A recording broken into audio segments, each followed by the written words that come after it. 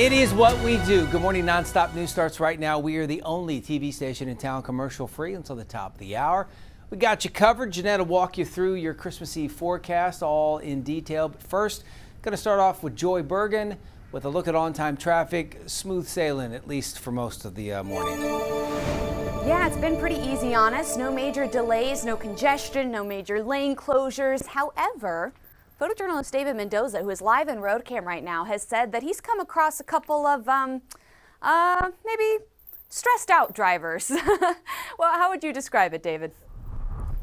Hey, good morning. I don't know, angry drivers, a little bit of road rage, kind of crazy out here. Maybe you've seen a couple of them. Right now, though, I'm on 410 eastbound, just past Harry Wurzbach, actually coming up to Harry Wurzbach. The roads remain empty, very smooth, very calm. If roads were like this every day, well, we'd be out of a job. Right now, though, I'm headed over to 35 and the northeast to get one last look of it before I let you go. Back to you for the moment. All right, David, we'll check in again here in just a couple minutes with your on-time traffic.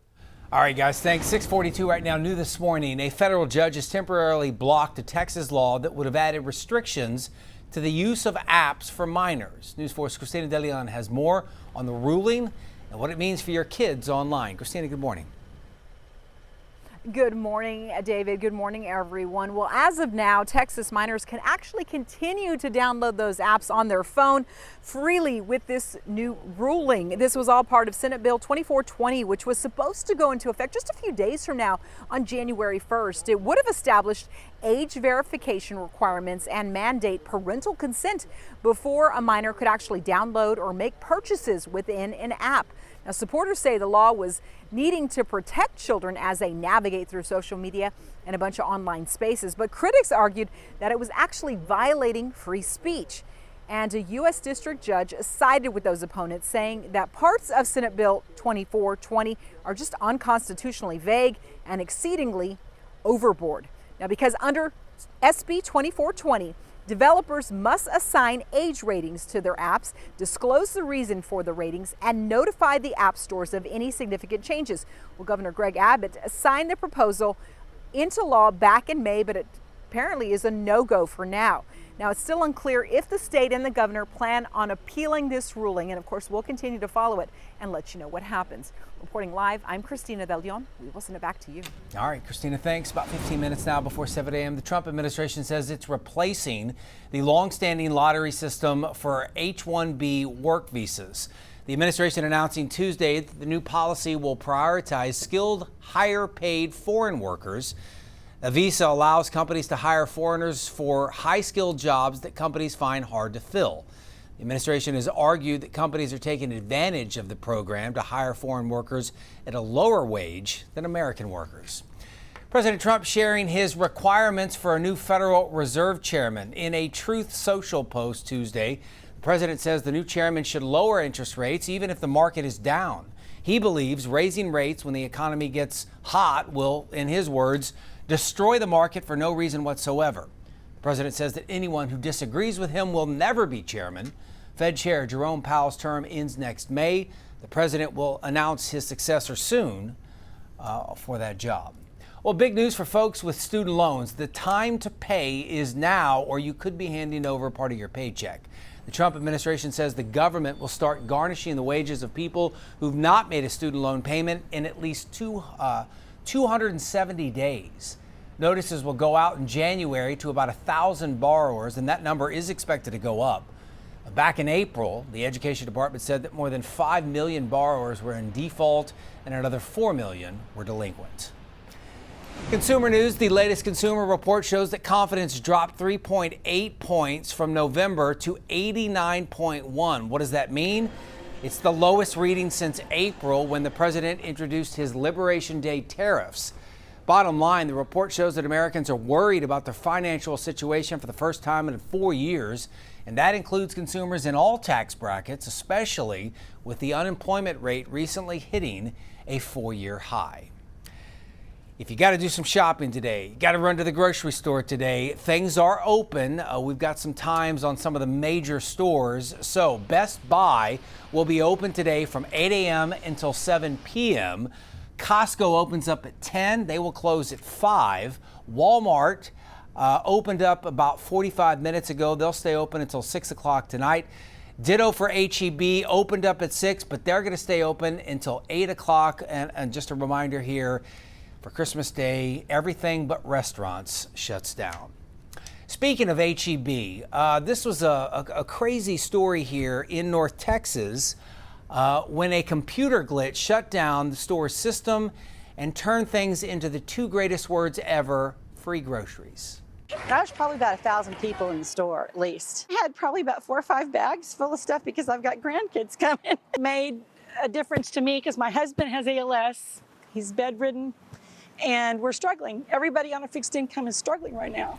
Yeah, they are. So no receipts, no questions, just a moment of relief when everyone needed it the most, and a reminder that kindness can show up when you least expect it. Good for H-1B. If you need a quick gift, by the way, secondhand items are sometimes the first choice.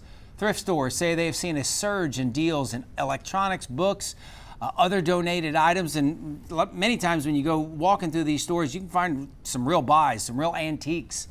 A recent survey by eBay shows that 2,000 shoppers said they were more likely to buy secondhand gifts this year compared to last year. Speaking of shopping and gifts, have you done your Christmas shopping? Well, good for San Antonio. About 78% of you who voted said, yep, you're done. Just a reminder, if you guys have ever watched this, you know that Jeanette is notoriously late.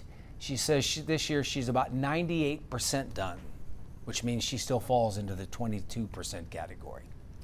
Well, billions are expected to be spent on gift cards and subscriptions in some last-minute gift ideas. And the president wants to dominate space. Jane King live at the New York Stock Exchange with those stories and more. Merry Christmas, Jane.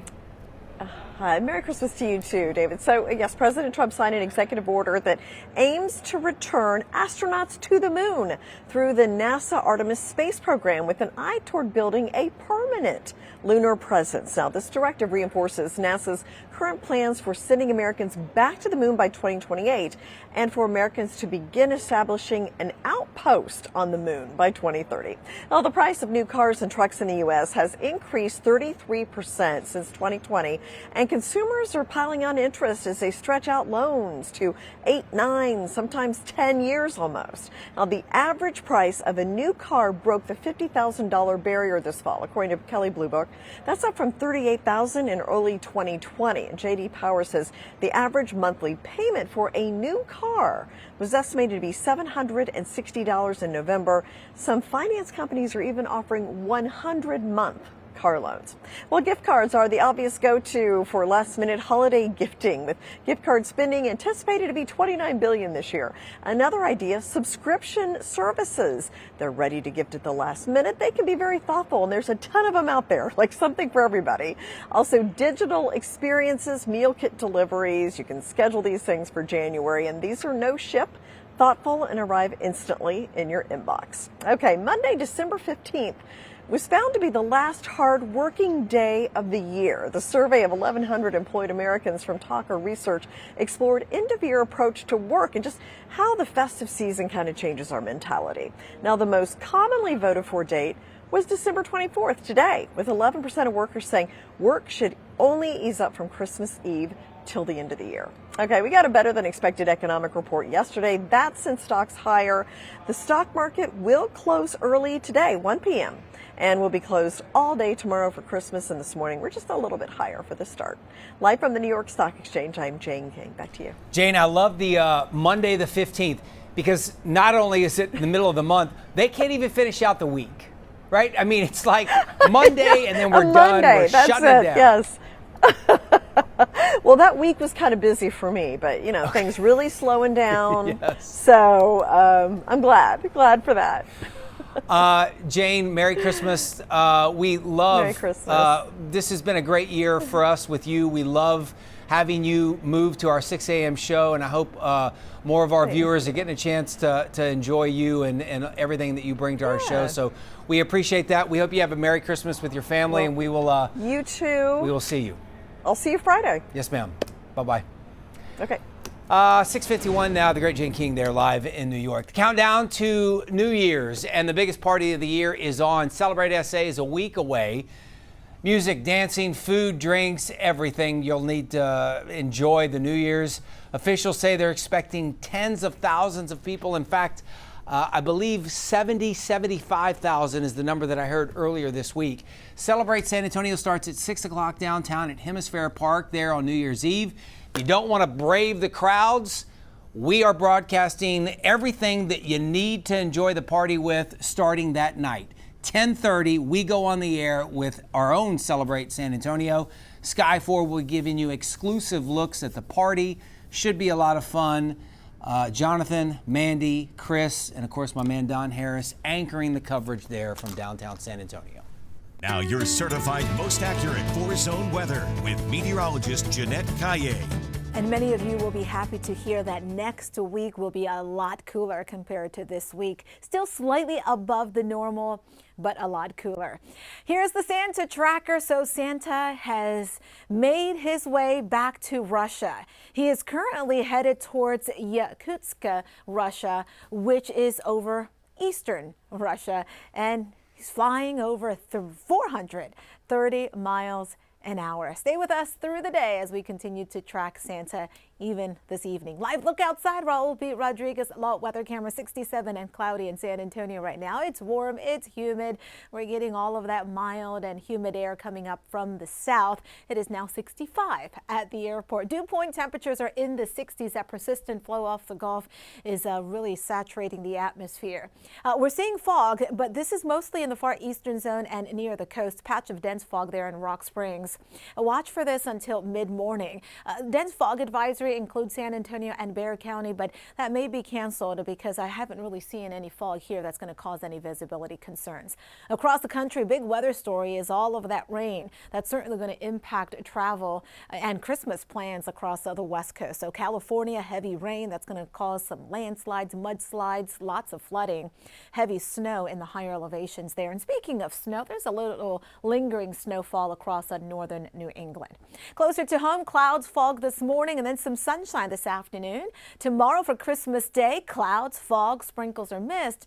That's in the morning, and then in the afternoon, looking at partly sunny skies. We'll do this again Friday and Saturday, where we start off with clouds, but then we'll actually see more sunshine those 2 days, and that's what's going to help to get us over 80 degrees. As I take you through this Christmas Eve this afternoon, partly sunny, forecast high temperature in the upper 70s near 80. 'Twas the night before Christmas when the AC was powered on high because it is going to be a pretty warm Christmas Eve night. Temperatures in the 70s under partly cloudy skies. Overnight lows dropping into the mid and upper 60s. Near 80 tomorrow, 81, 82 Friday and or Saturday. Cold front comes in on Sunday, and that's what's going to bring in some cooler air. We'll start to cool down Sunday, couple showers possible. But check out Monday, Tuesday, lows in the 40s with highs in the 50s. I won't be surprised if we do drop at least into the upper 30s here in San Antonio by Monday night into Tuesday morning. Here's the extended forecast for the other three zones. Again, pretty warm through the upcoming weekend and then colder next week. Highs for New Year's Eve in San Antonio in the mid to upper 60s. All right, one more check-in with photojournalist David Mendoza. He is live this morning from Road Cam. And David, you requested some Christmas puns. So like Santa, I will deliver. David, what type of car does an elf drive? An elf-mobile? No, a Toyota. Ah, very funny, but yeah, okay. So I'm in the Northeast right now. I'm on 35, just getting on 35 south, approaching 1604. Hey, 35 is ugly, but at least there's no traffic on it. I will leave you with that, everybody. Merry Christmas, and back to you. All right, David. Ho, ho, ho. Take it slow, and remember, only Rudolph can drive lit. How's that? Merry Christmas, everybody. Wait, is she doing a stand-up at the Copa? What's happening here? I love it. Taylor Swift has made the holidays a little brighter for some folks in need. And David Daniel has that and more in today's Hollywood Minute. Merry Christmas from Taylor Swift. The music superstar has donated $1 million to Feeding America, a nonprofit network of 200 U.S. food banks. The group's CEO announced the gift on social media, noting her continued support is a powerful reminder of what's possible when we unite to end hunger. Swift and her fans have made previous donations to the group. He tries to get to the heart of an emotion of these characters and explore the human condition. Leonardo DiCaprio is the latest actor to question using AI in Hollywood. The actor told Time magazine there's no humanity to AI art, and anything that is going to be authentically thought of as art has to come from the human being. It's not real. I'm normal. Nightmares don't make you a monster. They do if you can make them come true. Stranger Things is everywhere. The Tony-winning Broadway show Stranger Things: The First Shadow just had its biggest box office week since opening in April, fueled in part, no doubt, by the streaming series returning for its final season. In Hawkins, Hollywood, I'm David Daniel. Merry Christmas. Merry Christmas. Yeah. I won't be here tomorrow, so Merry Christmas to you guys too. I will be, and both of us will be back here today at noon, so we'll see you then. As we say